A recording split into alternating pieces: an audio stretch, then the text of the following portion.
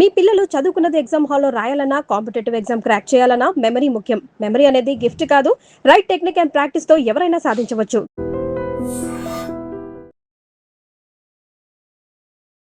నమస్కారం, welcome to I dream. ధర్మ మార్గం విత్ విజిత కార్యక్రమానికి స్వాగతం.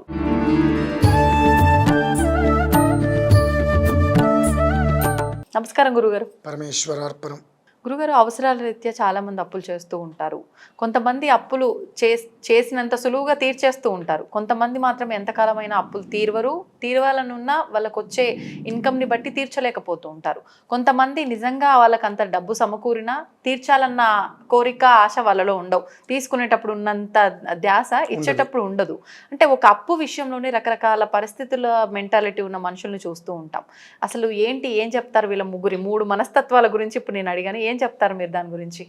మొట్టమొదటి మనం తెలుసుకోవాల్సింది, మనకు ఉన్నంతలో మనం తృప్తిగా ఉండాలి, జీవితం సాగించాలి అనేటువంటిది ప్రధానంగా పెట్టుకుంటే అప్పు చేయాలి అనేటువంటి తత్వం ఉండదు.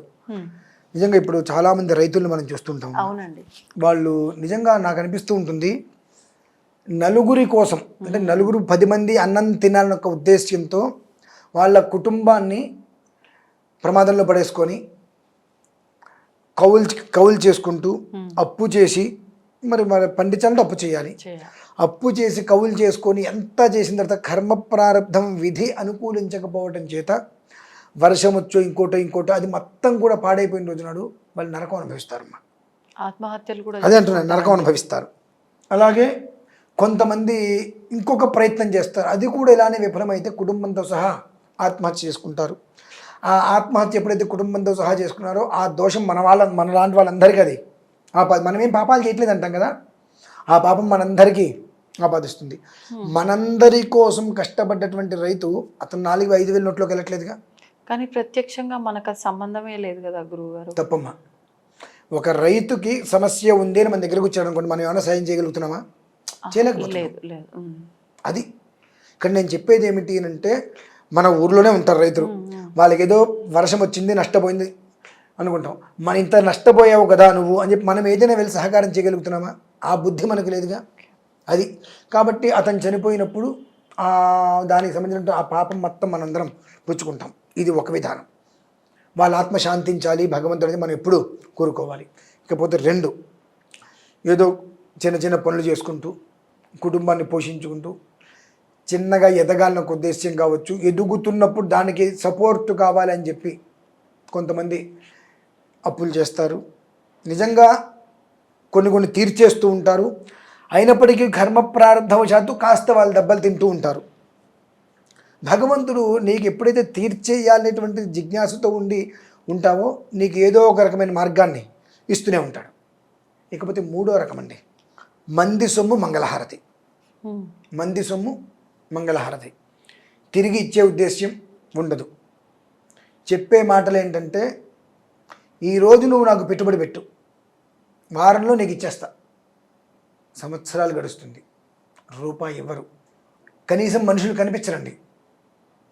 ఇవి మోసపూరిత లక్షణాలు అంటారు. వీళ్ళు మళ్ళీ నీతులు మాట్లాడుతూ ఉంటారు. నీకు అప్పిచ్చినటువంటి మనిషికి డబ్బు ఎక్కువ ఇవ్వాల, నీ మీద నమ్మకంతో నువ్వు తిరిగి ఇస్తా ఉన్నావు అని చెప్పి నీ మీద నమ్మకంతో నీకు డబ్బు ఇస్తే, నువ్వు డబ్బు ఇవ్వలేదనుకో జీవితంలో నువ్వు ఏం కోల్పోయావు నీకు తెలియదు. ఇవ్వాల ఆ కోల్పోయిన రోజు వస్తుంది చూసావా, జీవితమే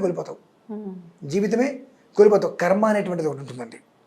అది నువ్వు ఎప్పుడైతే కనుక డబ్బు తీసుకొని డబ్బులు ఇవ్వకుండా నీకు డబ్బు ఇంకెక్కడి నుంచైనా వస్తే ఆ డబ్బుతో నువ్వు నీ ఇంటికి కావాల్సిన విషయాలన్నీ కొనుక్కుంటూ ఏర్పాటు చేసుకుంటూ ఈ మనిషికి ముందు చేయి చూపించిన రోజు నాడు దానికి తగ్గ ప్రతిఫలము ఒకనొక సమయం వస్తుందండి. అనుభవిస్తారు, అంతకంతా అనుభవిస్తారు. వీళ్ళ బ్రతుకులు ఏమిటంటే బ్రతుకే అప్పులు చేయటం, వీళ్ళ జీవితమే అప్పులు చేసి బ్రతకటం. ఎవరు కనిపిస్తే వాళ్ళు ఎంత ఇస్తే అంత, ఏ మాట మాట్లాడి తప్పు ఇస్తారో తెలుస్తుంది, ఎలా మాట్లాడి అప్పు తీసుకోవాలో వాళ్ళకి అది ఆ నైజం, అది చాలా వాళ్ళకి వెన్నతోటి పెట్టినటువంటి విద్యలాగా వచ్చేస్తుంది. తిరిగి ఇవ్వరండి. అటువంటి వాళ్ళు అనుభవించేటువంటి కర్మ. ఇప్పుడు మొదటి వారికి ఫస్ట్ ఉన్నటువంటి రైతులకి మన నుంచి ఎలాంటి సహకారం లేకపోవడం వల్ల వాళ్ళు ఆత్మహత్య చేసుకున్నారు. వాళ్ళు పండిస్తేనే మనం తింటున్నాం, కానీ మన నుంచి సహకారం లేక ఆత్మహత్య చేసుకున్న ఆ పాపం మనకి. రెండో రకం, ఈ రెండో రకం వాళ్ళకి భగవంతుడు అవకాశం ఇస్తాడు, వాళ్ళకి చిన్న చిన్న పరిహారాలు చేసుకుంటే బయటపడతారు. మూడో రకం వీళ్ళకి ఏంటంటే ఈ చేసేటువంటి దానికి అంటే ఎట్లా, మొదటి వాళ్ళేమో నలుగురికి అన్నం పెట్టడం కోసం వాళ్ళు వాళ్ళ కుటుంబాన్ని కష్టాల్లోకి నెట్టేశారు. వీళ్ళు సుఖంగా లగ్జరీగా బ్రతకాలి అనేటువంటి దానికోసం నలుగురు జీవితాలని కష్టాల్లోకి నెట్టేశారు. మరి ఈ నలుగురు జీవితాలు కష్టాల్లో నెట్టేసినప్పుడు వీళ్ళ ఒక ఏడుపు ఉసురు ఉంటుంది కదండి, అది వాళ్ళని వదులుతుందా? నువ్వు ఎన్ని దేవుడి పూజలు చేయి, ఎన్ని ఉపవాసాలు ఉండు, బయటపడలేవు.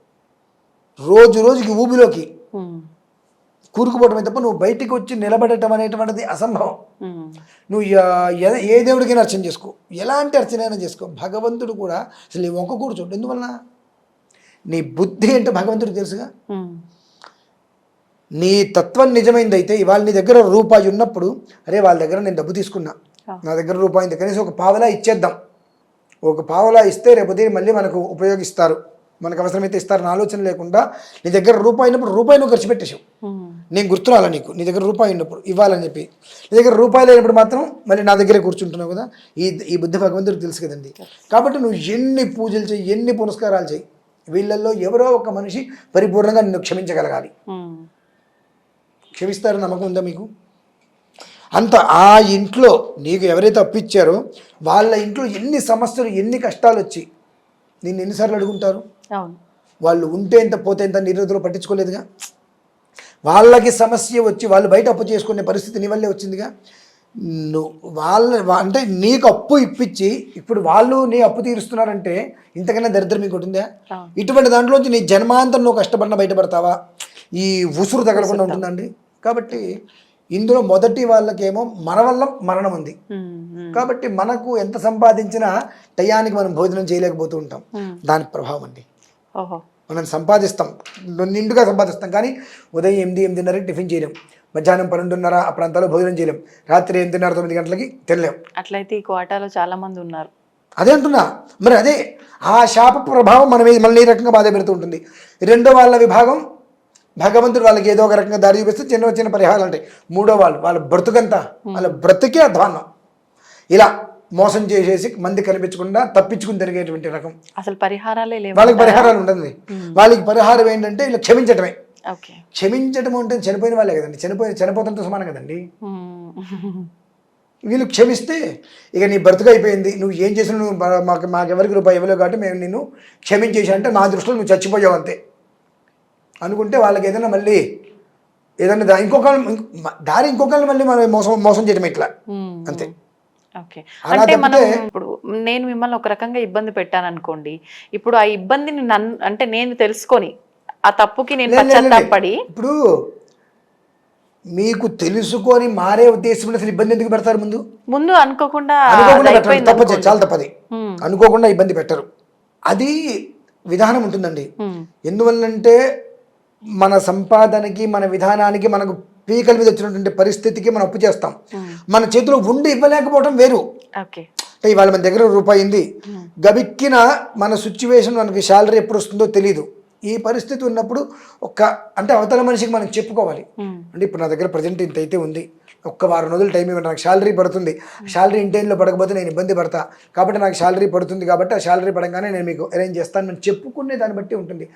ఏముందిలే ఎప్పటి మాట అప్పుడే అనుకుంటారు చూసారండి. జన్మతహగా వాళ్ళకి బయటికి రావడం అనేటువంటిది కష్టం. వాళ్ళు సుఖంగా బయటపడాలి అంటే వీళ్ళల్లో ఎవరైనా పరిపూర్ణంగా వాళ్ళు చేసిన తప్పుని క్షమించి పునర్జీవిత ప్రాప్తి రస్తు అనగలిగితే వాళ్ళకి మళ్ళీ ఏదైనా కలుగుతుందేమో. వాళ్ళకి ఎలాంటి మంత్రాలు, తంత్రాలు, హోమాలు వాళ్ళకి పని చెయ్యవు అంతే. బుద్ధి మార్చుకున్నా పని చేయవు. ఇంకా బుద్ధి మార్చుకోరు. ఒకవేళ మార్చుకుంటే అంటే ఎప్పుడు ఒకడు అట్లాగే ఉండిపోడు కదా గురువు. బుద్ధి మార్చుకోగలిగితే, నిజంగా బుద్ధి మారేతత్వం అయితే ఆ వ్యక్తితో మనం నా నుంచి తప్పు జరిగింది, నేను తప్పు చేశా, ఇప్పుడు నా దగ్గర లేదేది, నా దగ్గర ఉంటే ఖచ్చితంగా నీకు ఇవ్వడానికి నేను ప్రయత్నం చేస్తా, నన్ను మనస్ఫూర్తిగా క్షమించు. ఈ డబ్బు తీసుకోవడానికి వచ్చింది క్షమించు అంటానికి రాదా అండి? రాదు. అటున్నప్పుడు ఇంకా బుద్ధి రానట్టే కదా. ఒకవేళ వచ్చి ఉంటే కనుక ఓకే, ఆ రోజు చెప్పినప్పుడు పర్లేదండి, సరే పశ్చాత్తాపం పడ్డారుగా, ఓకే అని చెప్పడానికి వీలుంటుంది. అది. ధన్యవాదాలు గురువుగారు. పరమేశ్వర అర్పణం. దీన్ని తవ్వండి, తవ్వుతూనే శివలింగం. పరమాత్మకు జీవా సరే దాన్ని అట్లా కప్పేసేయండి, చూపించదండి. Krishna is there. మూర్తి పూజ కాదు, సాక్షాత్ బ్రజేంద్ర నందన భగవాన్ ఉన్నారు మూర్తిలో. ఏమీ ఆశించకుండా ఆరాధించే వాళ్ళు కూడా ఉన్నారా ప్రభుజీ? నిజమైన భక్తి అంటే మనకు తెలియదు కాబట్టి